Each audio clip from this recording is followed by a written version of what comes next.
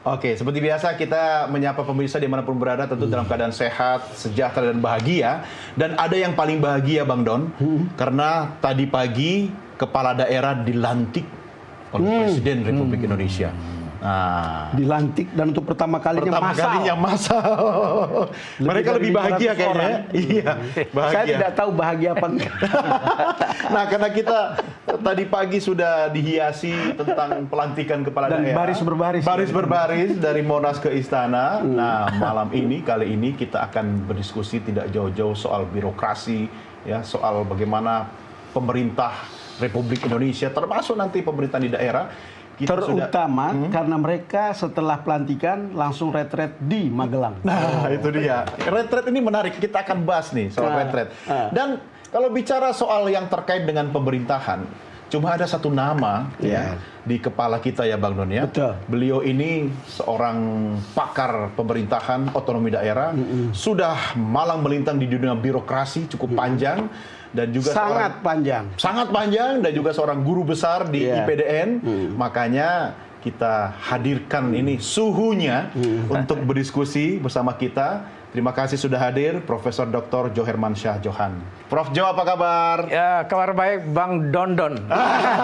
Iya Prof Jo, terima kasih sudah datang ke sini. Alhamdulillah, sama-sama. Kita begitu dengar soal otonomi, soal pemerintahan daerah yang selalu segera ada di kepala kita itu Prof Jo. Top of mind kita masih Prof Jo. By the way, buku mau terbit lagi Prof? Oh, sudah luncur di Gramedia sekarang. Oh sudah ya, bulan ini ya? Twin Books, dua sekali terbit. Tentang otonomi. Satu judulnya Memakmurkan Otonomi Daerah. Memakmurkan? Iya, karena memang agak kurang makmur. Yang kedua judulnya Resep Memajukan Pemda. Nah, sambil kita cari jalan keluar, ini loh kalau mau makmur, ini resep. Tapi dua buku. Mudah-mudahan ketika mereka retret ini bukunya nah, Prof itu dia, juga mereka baca ya. Begitu, baca-baca. Mudah-mudahan pada suka baca ini kepala daerah. Nah, ini menarik ini. Suka baca. Kepala daerah itu harus suka baca ya Prof? Betul-betul. Jadi gini, kepala daerah itu kan pemimpin pemerintahan. Pemimpin pemerintahan itu tidak hanya omon-omon aja.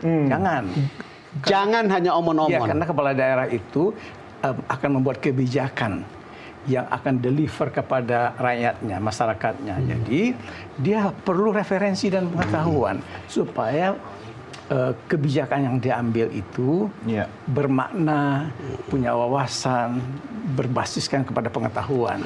Itu antara lain sih gunanya membaca. Prof, ini kan mereka ini retret. Jangan-jangan memang mereka akan dapatkan pengetahuan atau pemahaman seperti yang Prof inginkan. Walaupun banyak juga kritik tentang retret ini. Tetapi saya ingin dapatkan gambaran dari Prof. Apa makna retret ini untuk pemerintah daerah otonom? Ya gini Bang, setelah selesai pelantikan, memang ada tradisi di pemerintahan dalam negeri, itu kita kumpulin bupati, wali kota, gubernur dan wakil-wakil, untuk kita beri namanya orientasi kepemimpinan. Orientasi kepemimpinan. Ya, dan itu gubernur dan wakil gubernur. Semua. Bupati wali kota. Iya, bupati wali kota juga. Orientasi kepemimpinan kepala daerah itu untuk apa? Pendalaman bidang tugas. Pendalaman bidang tugas. Iya, supaya dia tahu apa tugas dan pekerjaannya. Jadi seorang kepala daerah yang memimpin pemerintahan. Ini bukan memimpin bisnis, ini bukan memimpin partai, atau memimpin ormas. Ini adalah dalam konsep otonomi daerah-daerah itu sebetulnya negara mini. Negara mini. Iya, karena ada wilayah jurisdiksi, kemudian ada wewenang, ada uang untuk menjalankan wewenang, dan punya birokrasi dan rakyat yang akan menjadi pengikut yang akan kita urus. Tapi apa relevansinya dengan pendalaman soal kepemimpinan daerah tadi itu? Yang direkturnya. Ya, kalau pendalaman itu gini, karena latar belakang kepala daerah berbeda-beda. Itu ada orang bisnis, dia tidak paham pemerintahan secara pas mungkin pengetahuan bisnisnya banyak.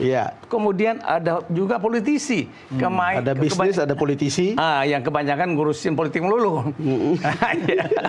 Belum tahu juga kapasitas ngurus birokrasi. Satu lagi adalah orang-orang yang bergerak di bidang organisasi kemasyarakatan, civil society, ormas kita. Nah, itu juga belum tentu paham bagaimana memanage birokrasi, menjalankan program dan kegiatan yang gede. Ya kan? Nah, satu lagi adalah teman-teman yang berasal dari birokrasi sendiri. Nah, biasanya ada pegawai, ASN, ada juga polisi, ada tentara. Tapi dua-duanya polisi tentara kan tentu beda. Ketika memimpin daerah, dia harus menggunakan pendekatan supremasi sipil. Bukan membawa sistem komando lagi ke dalam dunia pemerintahan daerah. Nah, itu harus kita beri bekal, Bang. Emang retret itu gaya-gaya apa, Prof? Sipil atau militer? Kalau retret ini kan tempatnya di Akmil. Jadi kita atau publik lah paling tidak membacanya ini, apalagi kalau ini pakai baju-baju seragam hijau-hijau. Nah, itu bisa saja dibaca publik bahwa ini adalah ala militer. Militeristik style. Ya, style lah. Gaya ya. Iya, style. Gaya tidak salah dong, Prof. Iya, bisa dibaca oleh publik. Begitu gaya sih. Ya nggak ada salah juga. Memang karena pengetahuan atau disiplin di tentara perlu juga dipakai di dunia sipil toh. Itu ada manfaatnya. Kemampuan baris-baris bolehlah sedikit. Kenapa? Karena dia sebagai kepala daerah, saya pernah jadi penjabat gubernur, Bang. Karena jadi di Orda ada gubernur ditangkap KPK, kita jadi penjabat gubernur. Nggak pakai baliho. Ya kan? Pimpin. Nah, itu kan harus upacara. Upacaranya juga kayak sedikit TUM namanya, tata upacara militer. Jadi kita harus bisa hormat, balik kanan, ya kan, maju jalan, gitu kan. Bilang istirahat sama orang kan. Nah, kalau itu jalannya kanan sama kanan, kiri sama kiri kan malu. Tapi menarik, Bang Don, Prof bilang tadi satu kata disiplin. Kita belajar disiplin dari militer, oke lah. Tapi kan tidak semua hal-hal yang diterapkan di militer itu cocok di sipil kan, Prof. Nah, retret ini saya khawatir. Ini kan saya orang sipil nih, Prof. Prof kan pengalaman di birokrasi cukup panjang gitu. Bisa nggak nanti akan melahirkan kepala daerah yang sipil itu malah jadi militer, yang kepala daerah yang backgroundnya militer makin militer? Enggak juga sih. Ini kan cuma seminggu. Jadi nggak mungkin internalisasinya sampai sedalam itu.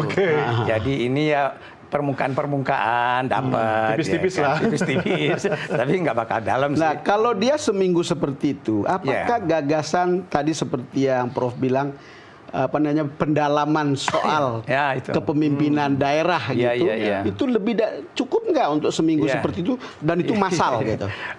Ya, itu yang saya khawatirkan. Kita kan belum dengar itu apa sih kurikulumnya, materinya. Tapi kan sudah ada informasi-informasi dari pejabat-pejabat pemerintah yang menginformasikan bahwa nanti akan ada menteri-menteri ngomong. Menteri-menteri ngomong. Akan menyampaikan program-program pusat, program strategis. Nah, tentu di bidang sektoral masing-masing. Nah, lalu juga nanti akan ada presiden sendiri yang akan pidato, mungkin berapi-api ya, seperti biasa.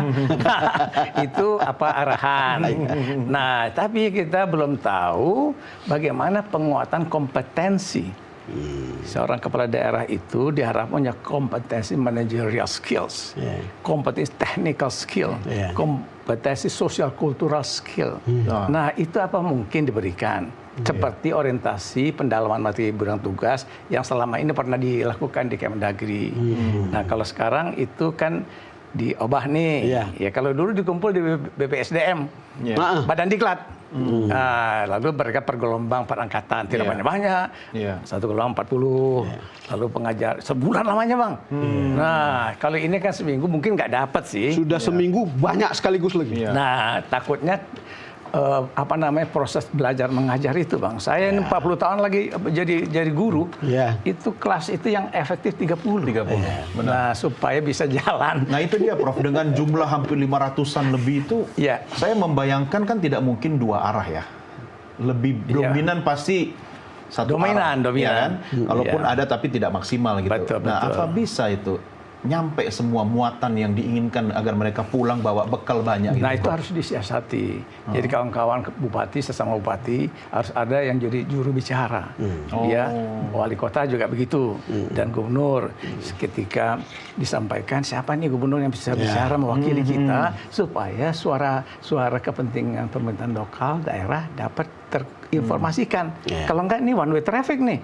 Itu jadi rebutan, Prof. Biar kesempatan dilihat presiden. Nah, tapi Tapi dia mufakat lah. Nanti musyawarah mufakat siapa nih Pak Wali nih yang bagus nih. Ya kan wakili ya tanya ini. Kan hampir sama rata-rata persoalan mereka di lapangan. Yang paling tidak enak itu kan sudah biayanya besar. Tidak efektif lagi. Gimana ya, Prof? Iya itu emang kita lihatlah dulu jalannya, Bang. Kan baru pertama kali juga. Iya, ini baru pertama. Kita optimis dulu lah, ya kan. Mudah-mudahan efektif. Iya, pasti kita harus selalu optimis. Buat lebih menyapu nanti kalau ada yang kurang, harusnya ada lagi latihan-latihan berikutnya. Itu tadi untuk mengambil yang misalnya belum tersampaikan di dalam. Maksudnya akan berkelanjutan dalam format yang sama atau gimana, Bro? Mungkin berbeda. Jadi nanti misalnya tahun depan atau bulan berikutnya kalau ada uang juga ya. Itu sebagai pemimpin yang dipilih oleh rakyat, jangan-jangan dia pikir saya tidak perlu, saya kan sudah dipilih rakyat katanya. Itu dia yang saya juga khawatirkan. Jadi kepala daerah kan merasa sudah dipilih rakyat. Buat apa diberi pembekalan segala. Tapi ini kan negara kesatuan, Bang. Dan negara United States, di mana daerah otonom itu eksis karena ada transfer kewenangan. Dari pusat ke daerah. Kalau nggak ada transfer, daerah itu tidak bisa jalan kerjanya. Dan ada yang lebih penting, Bang, namanya TKD. Iya, apa itu? Transfer keuangan daerah. Nah, daerah kita mayoritas, Bang, itu tergantung pada dana transferan ini. Apalagi Indonesia Timur. Jadi dia tidak bisa punya jalan lain kecuali harus. Ya, dia kalau bisa membangun daerahnya mau cepat, harus kooperatif sama Jakarta. Gitu. Apalagi TKD tadi ya, Bro. TKD. Yang juga kena pangkas kan? Kena pangkas 50 triliun. Iya kan? Jangan-jangan loyalitas kepala daerah berkurang 50%. Mungkin enggak juga sih. Sama sekarang kepala daerah itu umumnya baik-baik saya lihat.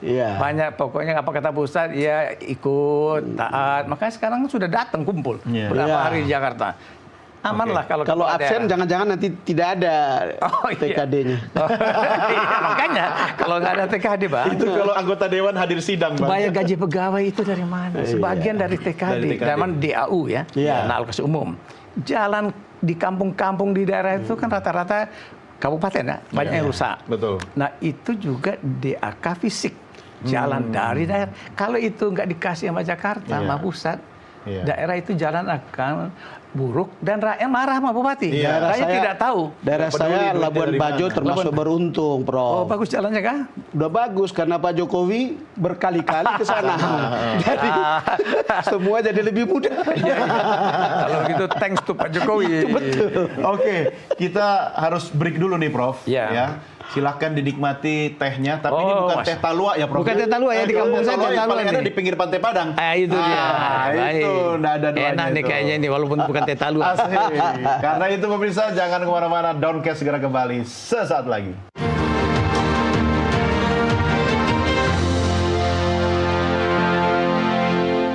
Terima kasih pemirsa tetap setia bersama kami dalam program Downcast hanya di Nusantara TV. Saya Doni Kaiser. Saya Don Bosco Slamet. Dan kami berdua selalu mengucapkan terima kasih bagi Anda yang selalu menyaksikan program Downcast di layar Nusantara TV. Termasuk Anda yang setia menyaksikan melalui tayangan kami di YouTube channel Official Nusantara TV.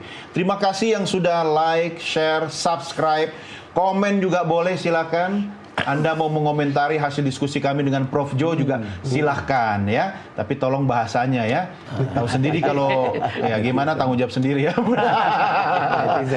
Nah ini kan juga bagian dari kecintaan kita ya Bang Don kepada negara, kepada pemerintah ya Prof ya. Harus. Jadi diskusi kita ini kan sebenarnya kan rasa sayang kita kepada pemerintah ini biar lebih baik lagi. Termasuk kritik kita. Kritik, tanda cinta sebenarnya kepada bangsa. Bangsa, kalau orang sudah nggak cinta, dia cuek aja, nggak mau kritik, wah ngeri itu, Prof.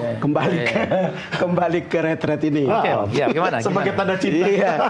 Setuju. Sering kan kita berurusan dengan koordinasi, sinkronisasi, maupun komunikasi antara pusat dan daerah. Betul. Tolong Prof bisa sepanjang pengalaman Prof dalam soal koordinasi atau sinkronisasi. Apa sebetulnya yang paling sering miss-nya? Ya, begini, kalau yang miss-nya itu adalah dari segi program-programnya pusat, ya strategis nasional apalagi tidak nyambung dengan program-programnya bupati wali kota gubernur.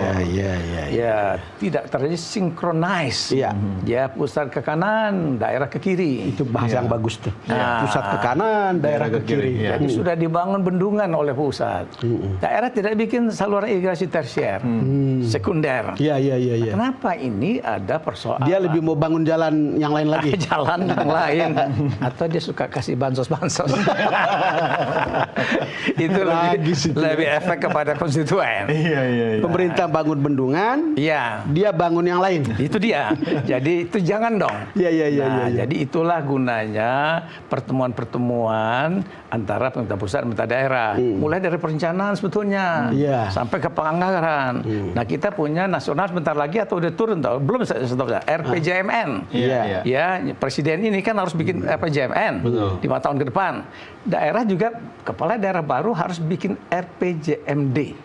Nah, yang daerah punya 5 tahun. Yang juga harus sinkron dong. Nah, itu RPJMD-nya, Bang, itu harus dibuat memperhatikan RPJMN sehingga masuklah di situ. Kalau pusat bikin apa, waduk kah, atau bandara kah, pelabuhan kah, di sini dukungan apa yang diperlukan. Nah, sehingga dengan demikian efektif. Nah, itu perlunya sinkronisasi yang harus dari awal. Tidak bisa juga di tengah jalan. Apalagi modelnya kan pemerintah sekarang berbasis kinerja.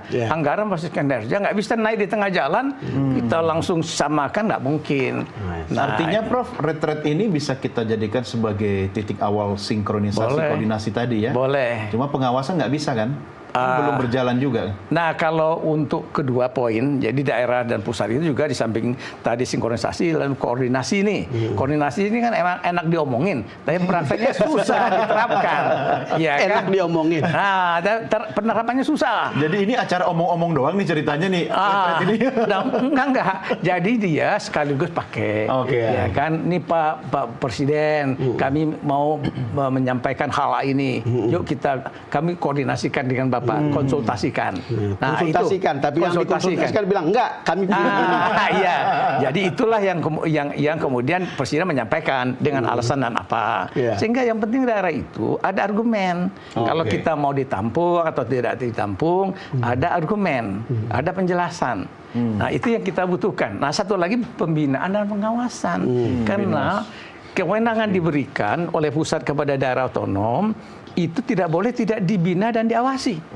Bahaya, Bang. Begitu kita kasih kewenangan besar, kemudian kita meleng-meleng aja, nggak kita kontrol, itu terjadi penyimpangan dan distorsi. Nah, itulah yang banyak kasus Pemda kita, kepala daerahnya kena OTT kan? Nah, karena pembinaannya kurang, lemah, pengawasannya juga kurang kuat dan lemah. Kenapa? Pusat minta tolong ngawasi bupati wali kota sama gubernur. Itu toh, gubernur urusan kerjaannya aja udah pusing. Lalu mewakili pusat. Pembinaan kepada kepala daerah, tambah pengawasan. Dan celakanya lagi ada persoalan pilkada langsung. Ini kan sama-sama langsung nih. Bupati wali kota langsung, gubernur langsung. Bahkan ada bupati wali kota kompetitor. Dan kalah dia kan. Wah, udah dia marah tuh sama gubernur yang menang. Dan saya am a king katanya. Saya dipilih langsung. Gini, ada sampai bupati wali kota itu ketika gubernur yang lawannya tadi pergi kunjungan ke kecamatan di wilayah kota, diusir, Bang. Kalau nggak mau terima nggak apa-apa, jangan masuk ke wilayah saya.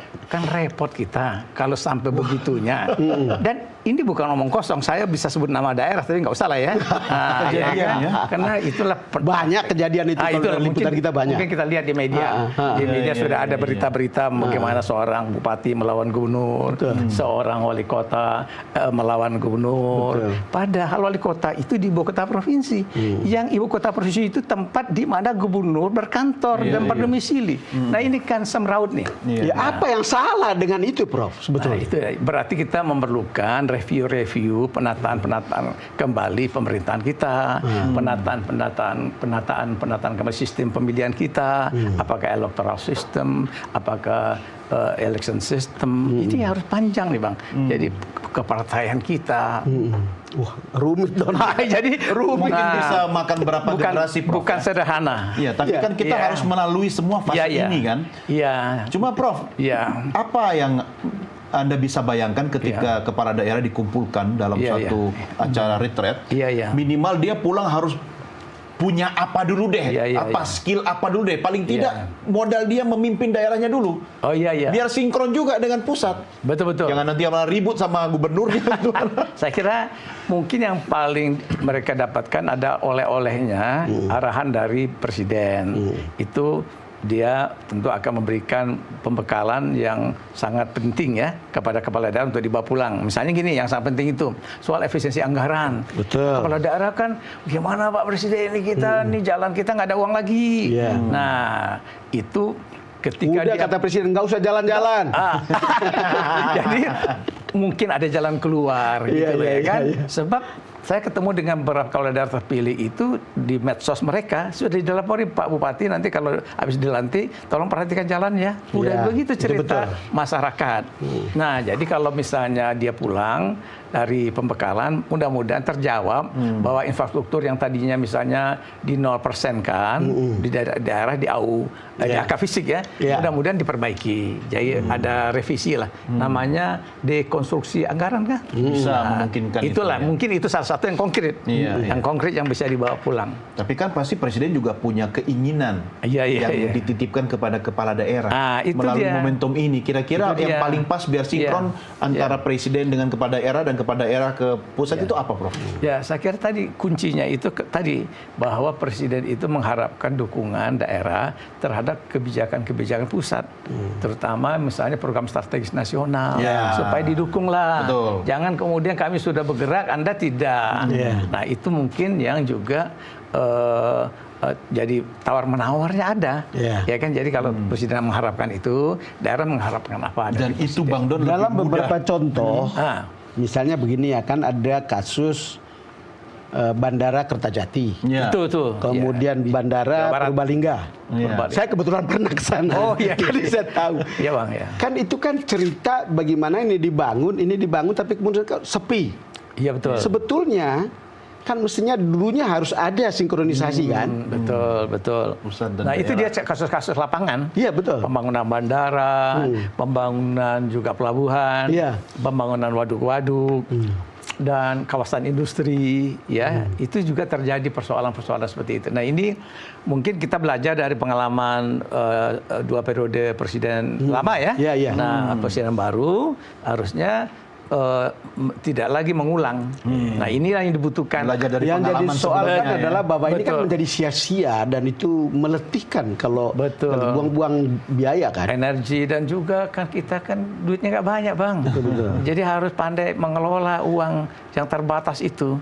Yang saya baca Prof, mungkin logika sederhananya ketika koordinasi sinkronisasi tadi itu dilakukan dalam sebuah forum tatap muka langsung lebih efektif. Kalau kepala daerah mungkin sambil membaca gesturnya kepala negara, tolong dukung pusat, termasuk kalau nggak dukung langsung terbaca gestur body language ya.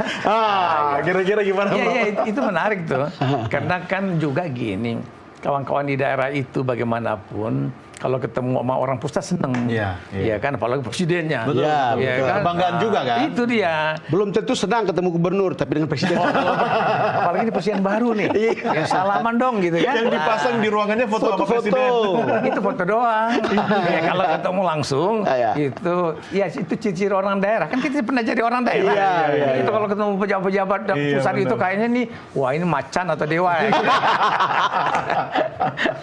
Tapi soal kualitas leadership kan beda-beda, Prof. Ketika dikumpulkan dalam satu wadah, satu forum dengan paparan satu arah dominan satu arah. Bagaimana cara kemudian mengangkat kapasitas dan kualitas leadership itu bisa minimal sama gitu loh.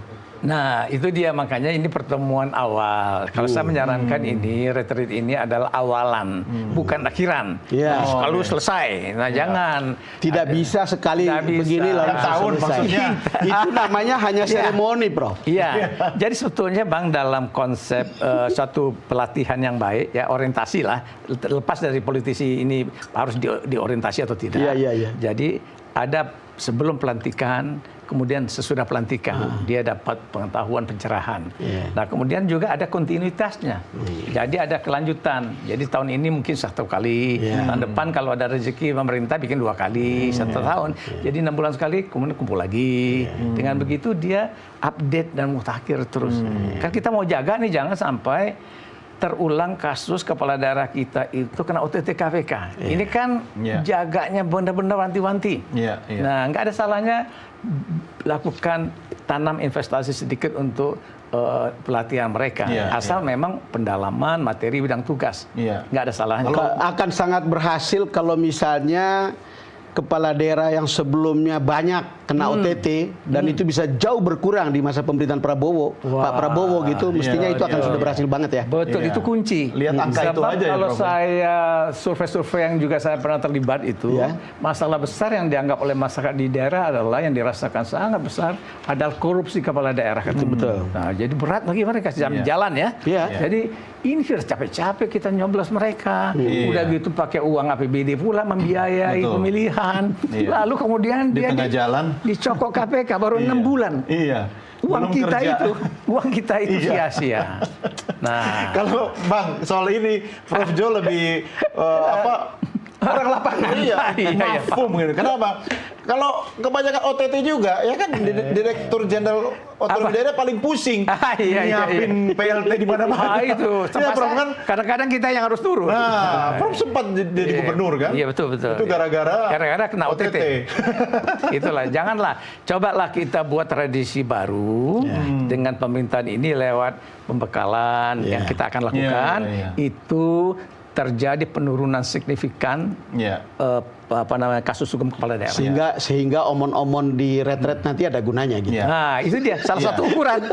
Jadi ukuran juga termasuk juga. Betul. Nah, makanya pembekalan oleh orang yang punya kemampuan anti korupsi barangkali hadirkan di situ ya. Mungkin itu. Coba kita lihat apakah itu diundang atau enggak. Berarti kita memang harus bersabar, Prof. Karena kan retret baru mau dimulai. Nanti indikatornya kan semua angka-angka kan, statistik kan. Kalau ternyata statistiknya bagus, menurun angka-angka kepala daerah di OTT, berarti berhasil retret itu. Itu setuju. Nah, berarti 6 bulan lagi kita ngobrol lagi, Prof, di sini. Setuju. Kami di sekolah saya dulu setiap tahun itu pasti ada retret.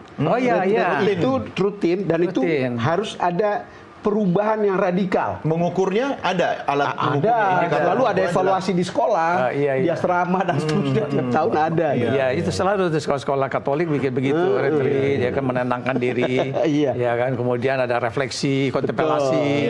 Nah, mudah-mudahan ini juga arahnya kayak gitu, Bang. Mudah-mudahan. Makanya kita refleksi dan kontemplasi dulu, Prof. Untuk nyambung ngopi dan tehnya. Minum lagi ya. Kita lanjutkan di segmen berikutnya, pemirsa. Jangan kemana-mana, kami segera kembali sesaat lagi.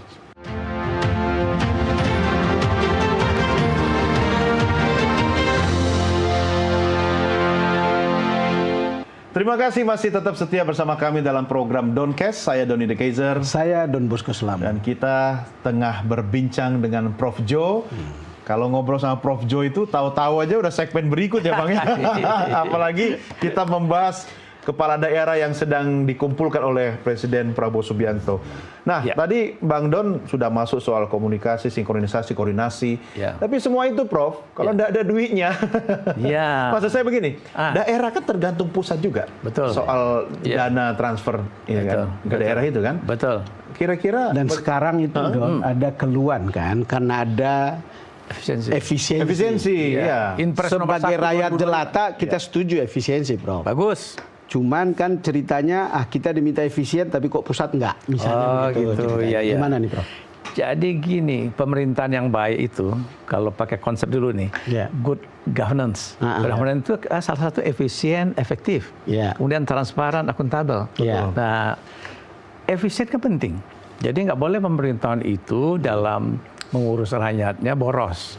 Boros seperti apa? Perjalanan dinas. 1 tahun kan 360 hari. Nah, perjalanan dinas satu orang pegawai atau seorang politisi lokal 370 hari. Lebih banyak di luar jalan-jalannya. Itu lebih daripada hari. Berarti kan ada yang nggak benar tuh. Nah, nggak boleh. Ya perjalanan dinas. Sebelum diterusin, Prof. Ya. Dari Indonesia Timur biasanya bupatinya lebih banyak di sini. Lanjut, Prof. Iya, jadi Sebentar, tapi menarik, Prof. Katanya itu agar memuluskan komunikasi untuk soal dana, soal program. Iya, Prof. Ya, itulah dia. Makanya kita harus lihat juga lah bahwa ada kebutuhan. Tapi ya makanya kami waktu saya di Kemdagri, kita nggak boleh kalau kepala daerah seminggu tidak di daerah, kita akan kasih teguran. Ada aturan. Nah, dengan kasus-kasus itu. Jadi sudah ada standarnya. Oke. Nah, yang paling penting sebetulnya soal anggaran ini keteladanan, Bang. Jadi keteladanan kepemimpinan. Jadi begitu kita misalnya masuk ke area efisiensi dalam birokrasi, maka kita pemimpin beri teladan dulu. Saya akan efisien.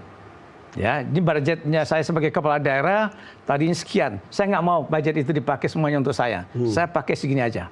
Kemudian mobil baru, ya kan, baju baru yang berlebihan segala macam itu saya nggak mau, ya kan. Nah, itu penting dan mungkin juga kepala daerah ini kan juga ada yang udah kaya, Bang. Ya. Ngapain lagi dia terima gaji? Ya. Ambil gaji-gaji itu, tunjangan jabatan dan gaji kepala daerah kalau gubernur itu cuma 8 jutaan. Kalau bupati wali kota itu cuma 5 jutaan. Kasih contoh aja. Ya kan, saya tidak ambil gaji ya karena sedang ada efisiensi untuk tahun ini, katakan begitu ya kan. Sebagai satu simbolik lah kepada anak buah, kepada publik, kepada masyarakat. Saya sering bilang gitu, Prof. Saya tidak ambil gaji, tapi yang ambil istri saya. Karena kalaupun saya terima, langsung diambil istri saya. Jadi nggak boleh gitu. Kalau ini betul-betul nyata, real, kepala daerah kasih keteladanan. Contoh ya. Kasih contoh. Ya, jadi itu juga mestinya juga di pusat ini. Orang di pusat juga kalau efisiensi, kasih contoh keteladanan. Jadi tidak boleh bikin seremoni, seremoni terlalu banyak. Upacara terlalu banyak. Kalau kita seremoni, Bro. Kalau jalan ke pusat jangan terlalu banyak bawa staf. Rombongan. Nah, itu penyakit daerah. Tapi juga Bang, pusat jangan panggil-panggil melulu. Ini ada masalah karena sebentar-sebentar ada dari kementerian kirim surat, panggil.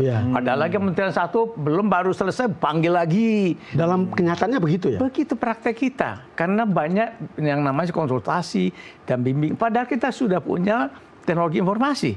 Dan zaman COVID dulu kita kan pakai Zoom aja. Betul, jalan Zoom. semuanya. Nah, maksud saya itu salah satu tidak menyalahi aturan kan kalau menggunakan teknologi informasi? Tetap berjalan. Di Kemdagri itu rapat-rapat inflasi antara Mendagri dengan Bupati Wali Kota Gubernur se-Indonesia by Zoom. Kita bisa konsultasi di situ. Jadi maksud saya juga pola itu bisa dipakai untuk penghematan. Tidak panggil-panggil terus oleh Jakarta. Kalau Kementerian 48, Bang. Kalau 48 menteri manggil satu-satu sebulan sekali. Iya. Semua orang nongkrong di Jangan Jakarta. sebulan sekali, Prof. Setiap 6 bulan saja itu udah berapa costly. Costly. Habis itu uang daerah. Nah, lalu lagi biaya makan. ATK. Ini kan ada tradisi di kita ini, Bang. Kalau rapat pakai kue, pakai snack, kue basah. Selalu itu nanti kalau waktu jam siang makan. Nggak ada, Bang, di kantor-kantor mana di dunia ini yang begitu. Cuma rapatnya keluar daerah. Walaupun cuma batasnya 5 meter dari batas Jakarta gitu. Itu udah kita anggap luar kota. Luar kota itu dapat SPPD namanya.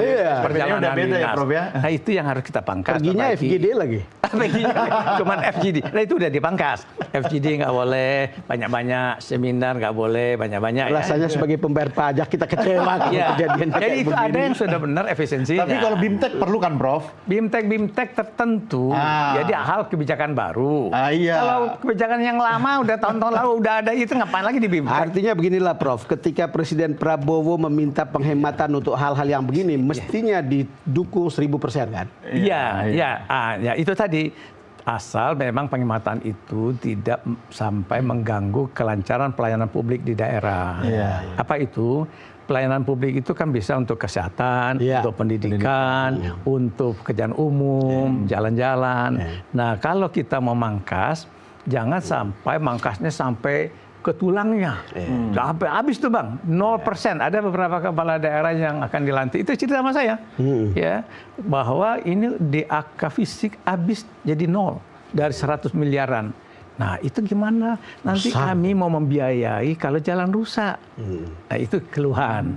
Nah, itu contohnya janganlah untuk pendidikan, untuk pemeliharaan sekolah, ya, untuk obat-obat di rumah sakit umum daerah RSUD. Itu jangan honorer Bang juga hati-hati. Kan honorer katanya mau ditiadakan. Kalau honorer dihapus semuanya atau 40% ya, kan kalau dalam 16 bidang itu ada 40% untuk honor. Jadi kalau 40% itu kalau 1.000 honorer satu daerah kabupaten kota, itu berarti 400 harus hilang. Jadi kalau kan pemotongan seperti inilah membuat orang bilang Indonesia gelap. Ya. Kabur aja dulu. Ya. Kabur aja dulu. Makanya jangan. Jadi tolong untuk pelayanan publik ya, pekerja-pekerja honor yang ngurusin pemadam kebakaran, ngurusin irigasi, ngurusin pelayanan kesehatan di puskesmas kalau ada honor di situ. Itu boleh jangan dihabisin seperti itu tadi. Nah, jadi jangan dulu lah. Maksud saya pelan-pelan, kalau bertahap mungkin bisa, tapi jangan sekarang. Tadi kan Prof bilang keteladanan ya Prof ya. Iya. Apakah bisa jadi nanti kena berdasarkan keteladanan tadi, kepala daerah kemudian meniru gaya kepemimpinan pusat. Yang tadi kalau saya boleh singgung di awal, gaya-gaya militer begitu. Oh gitu ya. Gini, itu kan bagaimanapun daerah itu berkiblat kepada pusat. Itu perilakunya orang daerah kan gitu.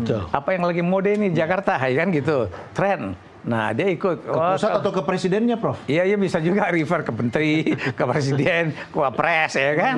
Nah, jadi nanti itu takutnya menjadi idola mereka. Jadi harusnya juga betul-betul pusat ada keteladanan nyata yang memang manfaat bagi daerah. Gitu. Jadi jangan sampai kita misalnya mengkampanyekan efisiensi, sementara kita nggak dapat bercontoh. Nanti kepala daerahnya juga akan gitu. Iya. Nah, akan juga kalau mungkin ini kali Bang, kalau mungkin ini logika sederhana saya adalah kegiatan-kegiatan yang dilakukan pusat itu investasi, Prof. Investasi. Untuk misalnya dalam jangka waktu 5 tahun ke depan, itu lebih efisien pelaksanaan birokrasi di daerah-daerah. Jadi mungkin di awal nih, ya kita habis biaya nih. Tapi ini kan modal investasi. Biar nanti tidak tiap bulan, tidak tiap tahun kita kemudian seremoni-seremoni. Mungkin Prof, ini prasangka baik saya. Saya kira enggak gitu. Sebab kalau kita lihat cerita yang berkembang, pemangkasan itu uangnya beginya kemana? Yang perginya kan untuk MBG. Kemana lah perginya? Untuk Danantara juga kalau nggak salah mau ditaruh di situ. Ya kan, kemana lagi? Jadi bagaimana dong? Ya kan kalau kita anggap itu untuk investasi, buat sesuatu yang produktif ya. Saya nggak melihat seperti itu. Prof, mungkin juga ini sebagai shock terapi. Karena kan dulu dianggap kita punya anggaran itu menurut Profesor Sumitro Djohadikusumo yang adalah bapaknya Pak Prabowo, itu 30% APBN kita itu bocor. Satu. Kedua, kalau kita ikutin kampanye Pak Prabowo sejak 2014 dan seterusnya, selalu dia bicara soal anggaran yang bocor. Betul. Kemudian Pak Hasim Djohadikusumo yang adalah adiknya Pak Prabowo bilang banyak sekali mata anggaran yang ketika dilihat dari satuan 1 sampai 9 banyak yang konyol gitu. Kan itu kan bisa dilihat sebagai shock terapi. Kalau kita bisa menghemat 30%-nya, katakanlah tadi 300 triliun ada 30%-nya, mungkin semua akan tetap jalan baik-baik saja. Gitu. Gimana, Bro? Kalau shock terapi baik ya. Nah, tapi harus ada kajian, hitungan, analisis atau riset ya, policy riset yang kuat, yang kokoh. Nah, kita kan nggak dengar nih. Sementara itu baru tiba-tiba turun instruksi Presiden nomor 1 2025. Tapi basisnya itu apakah by riset nih? Public policy itu teorinya yang paling bagus kan berdasarkan base pada policy riset. Nah, kita nggak dengar mana kajiannya. Ya kan disampaikan kepada publik. Ini bagian ini memang harus kami pangkas sekian persen. Misalnya ATK 90%. Apa iya ATK harus kita buang sampai 90%? Apa Kenapa alasan 90%? Iya. Honorer. Harus ada reason. Kenapa 40%? Kan kita nggak dengar. Jadi itu maksud saya, kalau shock terapi sih baik-baik aja. Memang karena ada fenomena juga, praktek selama ini terjadi kebocoran kan? Iya. Nah, kebocoran itu tidak bisa kita nafikan. Tadi saya menyinggung kan soal perjalanan Dina, yang 370 hari dia, padahal hari cuma 360. Nah itu jangan, itu Ada Prof, perjalanan dinas fiktif. itu dia kan? yang timbul itu. Bahkan di kantor dinas pun stempelnya banyak sekali. Itu kasus yang kemarin di Dinas Kebudayaan, di DKI ya. Iya, kepala dinas kena kan? Itu dia. Nah itu sasar itu. Jadi maksud saya ada argumen lah. Betul. Oke, ini 60%, ini 80%, ini 90%, ini 30%. Iya, kasih penjelasan kepada rakyat. Dan mestinya datanya ada ya. Iya, penyimpangan-penyimpangan ada evidensi, bukti empiriknya. Jadi kita kan paham, oh iya ini bagus. Ya harus segini. Kalau enggak kan orang mendebak-nebak. Kenapa 90% ya? Kita Kenapa yang ini 80%? sambil menunggu risetnya berlangsung, Prof, kita ngopi lagi, Prof. Jangan kemana-mana, Downcast segera kembali sesaat lagi.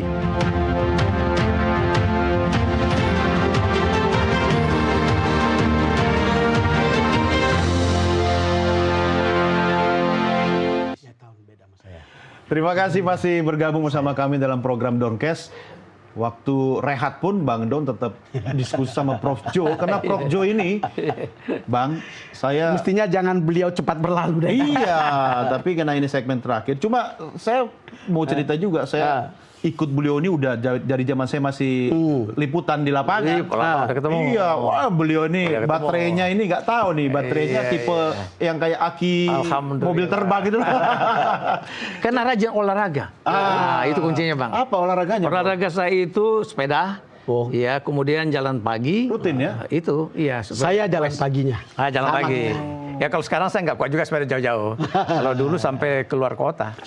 Tapi kan soal kualitas kepala daerah ini penting juga nih, Prof, kita bahas.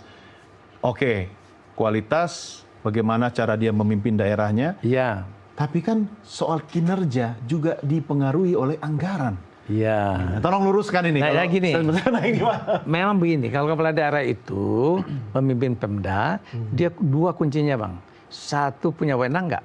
Kalau punya wewenang. Punya wewenang. Kalau nggak punya wewenang, Anda nggak bisa ngurus urusan. Kalau Anda urus, Anda ditangkap polisi. Iya. Kemudian yang kedua, punya uang. Punya wewenang tapi tidak punya uang. Ini kalau di kampung saya piti, Bang. Inang ada hepeng, orang Batak nggak bisa. Hepeng ada nggak?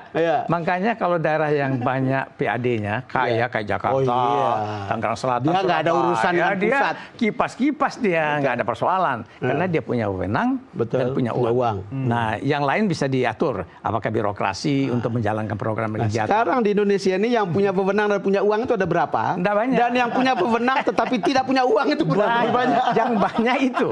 Kalau dari data BPK, yang mandiri fiskal namanya, itu sedikit, Bang. Cuman sekitar 40-50 daerah otonom kita, termasuk provinsi, kabupaten, dan kota. Dikit sekali. 508 itu datanya BPK yang saya baca, itu tidak mandiri fiskal atau menuju mandiri fiskal. Jadi artinya dia PAD-nya kecil, ya, sehingga dengan begitu apa sumber pendapatannya yang ada?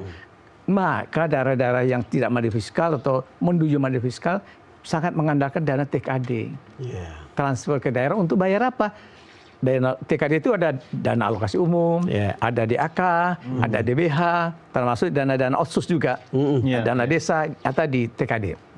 Nah kalau dia nggak punya dana transfer yang cukup, ya, yang saya khawatir kinerjanya bisa jeblok nih. Kepala daerah baru yang sudah berjanji dengan rakyat banyak. Betul. Ketika kampanye, saya akan bikin ini, saya akan bikin ini. Ternyata kan ada gitu. uangnya. Ketika dia masuk ke pemerintahan, ternyata dana transfernya udah nggak ketemu, ya kan? Nah, nggak mencukupi kalau tonjol masih ada. Makanya kalau kampanye perlu hati-hati juga ya. Mungkin gini, Bang, dia belajar dari bupati wali kota sebelumnya.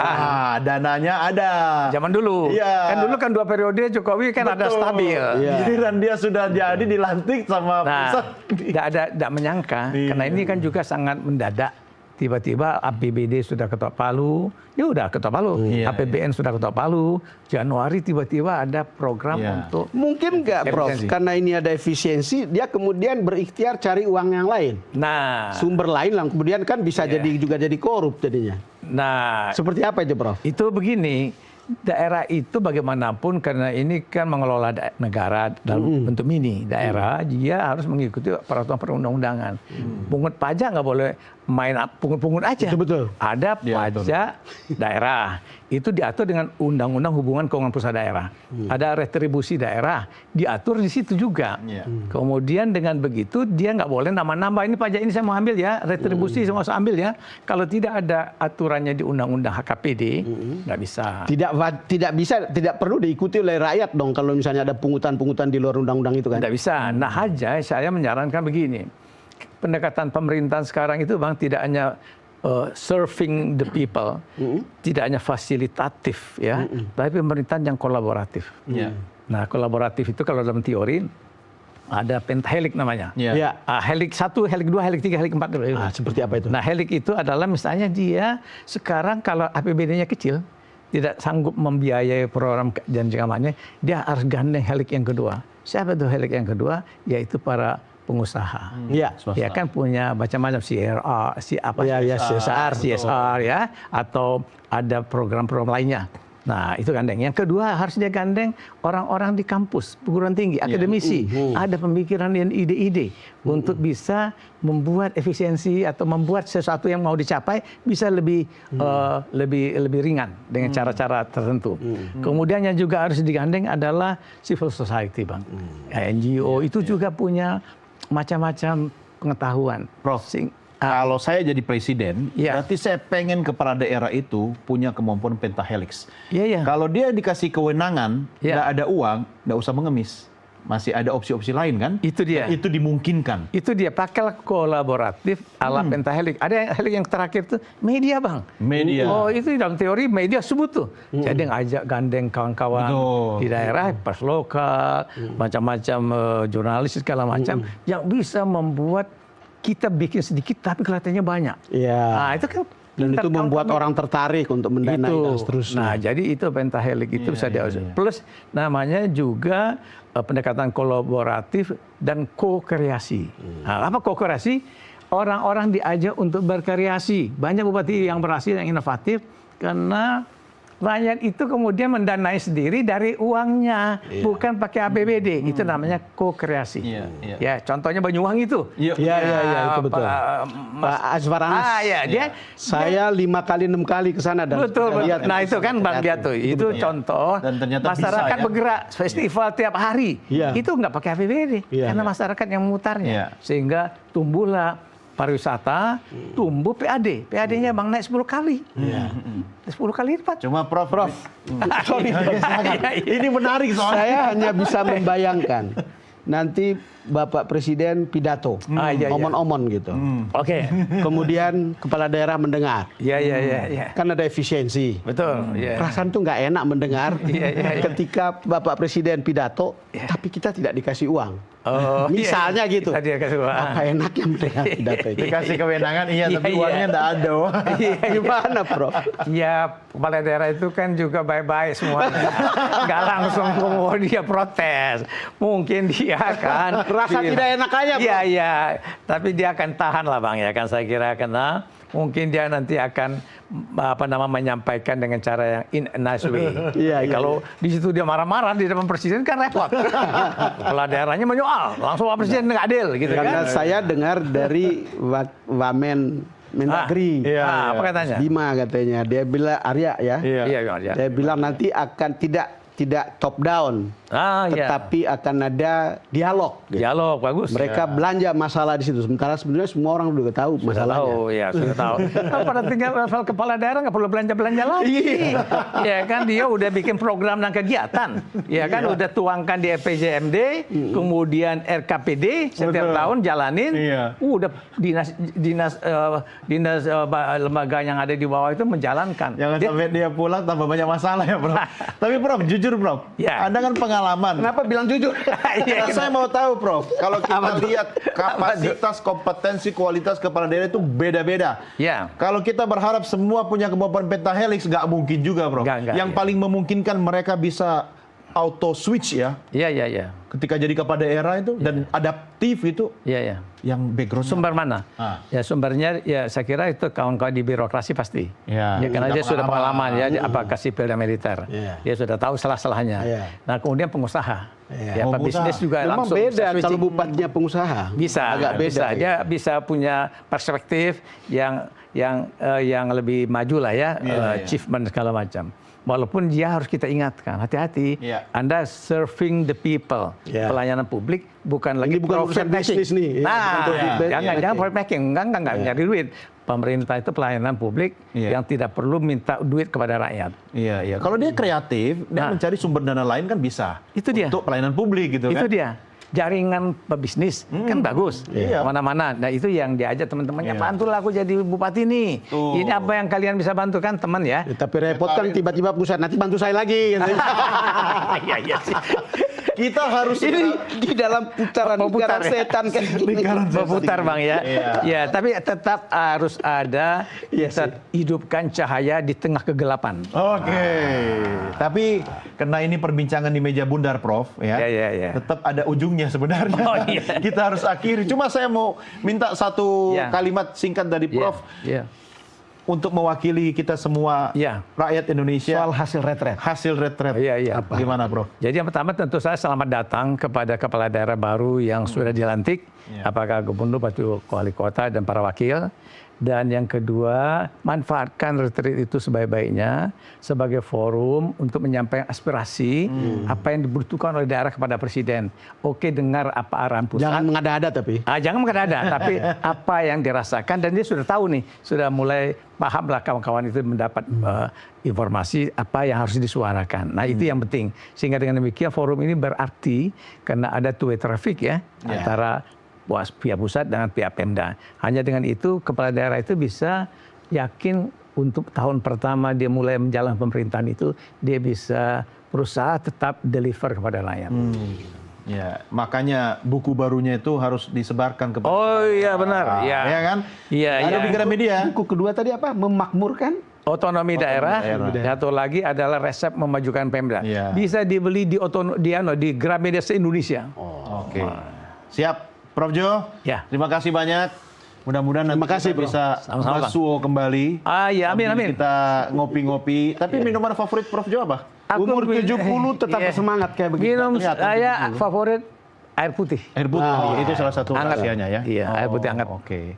Baik, Prof Jo, terima kasih. Iya. Sampai ketemu di lain kesempatan. Sehat selalu, Prof Jo. Amin, terima kasih Don. Ya. Baik, dan pemirsa, kita akhiri sampai di sini Doncast. Tentunya kami berterima kasih bagi Anda yang tetap setia menyaksikan Doncast. Sampai jumpa di episode yang berikutnya. Saya Doni The Kaiser. Saya Don Bosco Slamet. Salam Nusantara. Prof. Waduh.